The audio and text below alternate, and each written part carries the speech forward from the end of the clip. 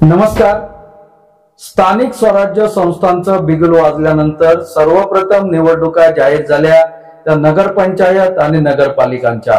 सिंधुदुर्ग जिल्ह्यातील 4 नगरपालिका नगरपंचायतीच्या निवडणुका जाहीर झाल्यानंतर सिंधुदुर्ग जिल्ह्यातील राजकीय वातावरण पेटलेलं दिसत आहे। राज्यामध्ये महायुती, केंद्रामध्ये महायुती असणारे दोन्ही मित्र पक्ष अर्थात भारतीय जनता पार्टी आणि शिंदेची शिवसेना या स्थानिक स्वराज्य संस्थांच्या निवडणुकीच्या दरम्यान एकमेकांसमोर उभे ठाकलेले दिसत आहेत। वेंगुर्ला नगरपालिका, सावंतवाडी नगरपालिका, मालवण नगरपालिका आणि कणकवली नगरपंचायत तिच्या निवडणुका या ठिकाणी होणार आहेत। महायुती होणार अशी चर्चा होत असताना अनेक दिवस भिजत पडलेले घोंगडं अखेर महायुती न होताच या ठिकाणी तुटलेलं दिसतंय। त्याचमुळे सिंधुदुर्ग जिल्ह्यामध्ये शिंदे शिवसेना विरुद्ध भारतीय जनता पार्टी अशीच अटीतटीची लढत होण्याची शक्यता निर्माण झाली होती, ती अखेर खरी ठरली आहे। कणकवलीचा अपवाद वगळता अन्य ठिकाणी शिंदे शिवसेना विरुद्ध भारतीय जनता पार्टी अशीच थेट लढत आपल्याला पाहायला मिळणार आहे। तर कणकवली नगरपंचायतीमध्ये शहर विकास आघाडीला शिंदे शिवसेनेने पाठिंबा दिल्याने त्या ठिकाणी भाजप विरुद्ध सर्व अशी लढाई आपल्याला पाहायला मिळणार आहे। मात्र संपूर्ण राज्यामध्ये हाय व्होल्टेज ड्रामा हा सावंतवाडी नगरपालिकेमध्ये निवडणुकीमध्ये आपल्याला पाहायला मिळणार आहे। एका बाजूला माजी शालेय शिक्षण मंत्री तथा विद्यमान आमदार दीपक केसरकर, दुसऱ्या बाजूला भाजपचे स्थानिक नेते अशी ही लढत या ठिकाणी रंगणार आहे। त्यातच भाजपकडे वरिष्ठ पातळीवरचा चेहरा किंवा नेता या सावंतवाडी शहरामध्ये नसल्याने या प्रचाराची धुरा स्वतः पालकमंत्री नितेश राणे यांना आपल्या खांद्यावर घ्यावी लागली आहे। त्याचमुळे या निवडणुकीकडे सर्व राजकीय विश्लेषकांचं लक्ष लागलंय। शिंदे शिवसेनेकडून ऍडव्होकेट नीता सावंत कविटकर ह्या नगराध्यक्ष पदाच्या उमेदवार आहेत, तर भाजपने राजघराण्यातील सुनबाई असलेल्या सौ श्रद्धा राणी भोसले यांना या ठिकाणी निवडणुकीमध्ये उतरवलंय। त्यामुळे या निवडणुकीकडे सर्वांच्याच नजरा लागल्या आहेत। एकूण नगराध्यक्ष पदासाठी 6 उमेदवार अर्ज दाखल झालेत आणि 6 उमेदवार हे या निवडणूक रिंगणात असले तरी सर्वांची नजरा या ऍडव्होकेट नीता सावंत कविटकर आणि श्रद्धाराजे भोसले यांच्या निवडीकडेच लागणार आहे। एका बाजूला पालकमंत्री नितेश राणे, दुसऱ्या बाजूला आमदार दीपक केसरकर अशी ही लढत ठरल्यास वावगी ठरणार नाही। दीपक केसरकर यांनी आपण राजघराण्यावर टीका करणार नाही, कुणावरही वैयक्तिक टीका करणार नाही अशी भूमिका घेतली, तर दुसऱ्या बाजूने नितेश राणेंनीही सबुरीची भूमिका घेतली। मात्र जाता जाता मित्र पक्षाला त्यांनी इशारा दिला होता की या ठिकाणी निदान आमदार केसरकरांकडून तरी राजघराण्याच्या या उमेदवाराला पाठिंबा मिळण्याची अपेक्षा होती, असा टोला त्यांनी जाता जाता लगावला होता।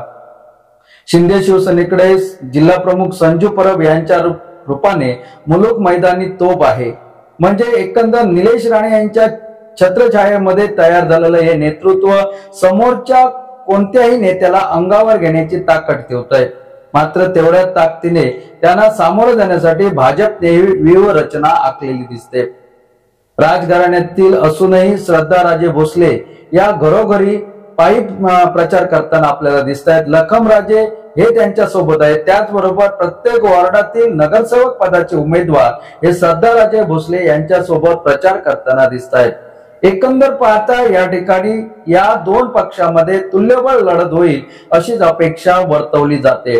आमदार दीपक केसरकर यांनी सावंतवाडी शहरात केलेल्या विकास कामांच्या जोरावरती जनतेच्या समोर शिंदे शिवसेनेचे उमेदवार जाताना दिसत आहेत, तर दुसऱ्या बाजूने भाजपची असलेली केंद्रात सत्ता, राज्यात सत्ता आणि सर्व सत्तास्थाने हे भाजपकडे असल्याने त्या सत्तेच्या जोरावरती या सावंतवाडीचा विकास करण्याचा दृष्टिकोन समोर ठेवत सावंतवाडी वासियांना तो विश्वास देत भाजपचे उमेदवार या निवडणुकीमध्ये उतरलेले दिसत आहेत। एका बाजूला या ठिकाणी आमदार दीपक केसरकर, संजू परब, तर दुसऱ्या बाजूला पालकमंत्री नितेश राणे आणि त्यांच्या जोडीला आता काही दिवसातच येणाऱ्या काही 4-5 दिवसांमध्ये भाजपचे युवा नेते असलेले विशाल परब प्रचारामध्ये सक्रिय होण्याची दाट शक्यता आहे। त्यामुळे एकूणच सावंतवाडीतील राजकीय वातावरण आता मात्र तापू लागले। राजकीय विश्लेषकांच्या मते या ठिकाणी आताच कोणत्या उमेदवाराचा विजय निश्चित होईल हे सांगणं थोडं जिक्रीचं मानलं जात आहे। राजकीय विश्लेषकांच्या नजरा या हाय व्होल्टेज ड्रामाकडे लागल्या। साक्षी वंजारी यांनी काँग्रेसमधून उमेदवारी अर्ज दाखल केलाय।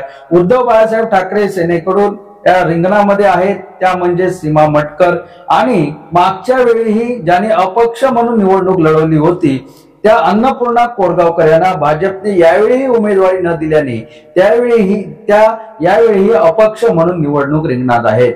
त्यामुळे या निवडणुकीमध्ये विजय कोणाचा होईल हे आता तरी सांगणं थोडंसं कठीण वाटतंय।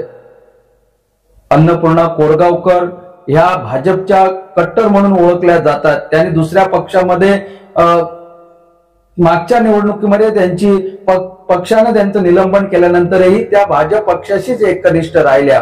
त्यामुळे ते भाजप कार्यकर्त्यांची अतिशय मिळून मिसळून वागत असल्याचं चित्र आतापर्यंत दिसत होतं। त्यामुळे अन्नपूर्णा कोरगावकर यांना मिळणारी मतं याचा फटका कोणत्या उमेदवाराला बसणार यावरही या नगराध्यक्ष पदाच्या विजय आणि पराजयाचं गणित अवलंबून आहे। त्याचबरोबर माजी आमदार कैलासवासी जयानंद मटकर यांच्या स्नुषा असलेल्या सीमा मटकर यांना या निवडणूक रिंगणात उभाटाने उतरवत एक वेगळी चाल खेळलेली आपल्याला पाहायला मिळते। त्यामुळे सीमा मटकर यांना मिळणारी मते आणि अन्नपूर्णा कोरगावकर यांना मिळणारी मते या ठिकाणी निर्णायक ठरणार आहेत।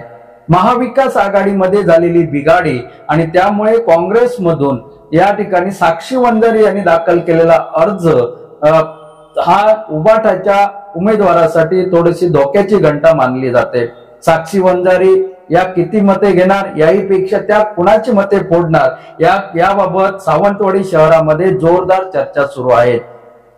त्याचबरोबर शिंदे शिवसेनेकडून प्रत्येक वॉर्डात देण्यात आलेले उमेदवार, त्याचबरोबर भाजपकडून देण्यात आलेले उमेदवार यांना मिळणारी मते ही नगराध्यक्ष उमेदवारांच्या मतामध्ये परावर्तित होतील की नाही याबाबतही चर्चा या ठिकाणी होताना दिसते। एकूणच शिंदे शिवसेनेची मोठी फळी, त्याचबरोबर भारतीय जनता पार्टीची प्रचाराची मोठी फळी या रणांगणामध्ये उतरलेले दिसते।